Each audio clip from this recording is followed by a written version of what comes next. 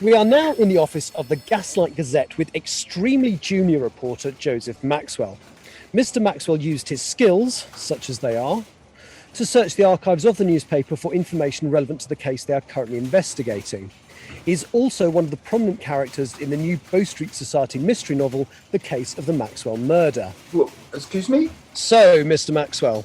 Call me Joseph. Mr. Maxwell, I have a question for you from listener Bronya C. What made you take up journalism for a living? Well, I've always enjoyed writing, and the thing is, I've always considered myself the black sheep of the family. My brothers are both very successful.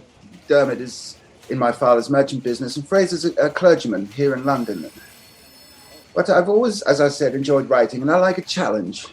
So I thought I'd apply for a journalist job at the Gaslight Gazette, which I got. Well, I got an apprentice job there.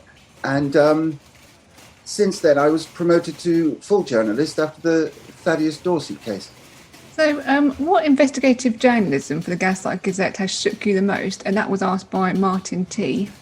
Oh, that would have to be the murder of Mariana Roberts. Her body was found in the doorway of the Crystal Palace Bazaar on Oxford Street. I was covering the case for the Gaslight Gazette. I hadn't yet joined the investigation with the Bow Street Society, but I will never forget it. Her mutilated body.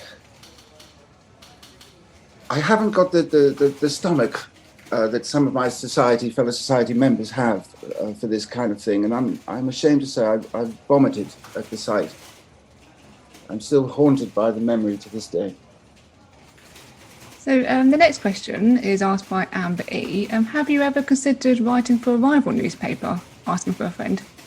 Yes, but in all honesty, no other newspaper would accept my application. In fact, the Gaslight Gazette was the 6th newspaper I'd applied to. The editor of the Gaslight Gazette, Mr. Morse, only agreed to employ me as an apprentice at the time. I rather suspect it's a decision he's regretted ever since. The next question is from listener Ina M. It's a really good question, one I think we'd all like to know the answer to. Why do you allow your father to control so much of your life? I wouldn't say he controls my life. He only wants what's best for me. He's a very wise and highly respected man. You see, I can be quite unworldly, clumsy and lacking in common sense, and that can get me into trouble sometimes. I believe he just wants to protect me from myself. So the next question, again, I think is one that is a lot of our listeners are interested in hearing the answer to. It's asked by Jeff C. Are you still romantically interested in Miss Dexter? Romantically, this is a big word. I think it's... Yes, I am. I think about her every day. I was forced to break the engagement for quite complicated reasons, but I do hope to still marry her one day. But hang on, you are married to Miss Poppy Lilithwaite, aren't you? Well, yes, I am. It's a very complicated situation. Okay, so how can you expect Miss Dexter to love you after the poor way you've treated her?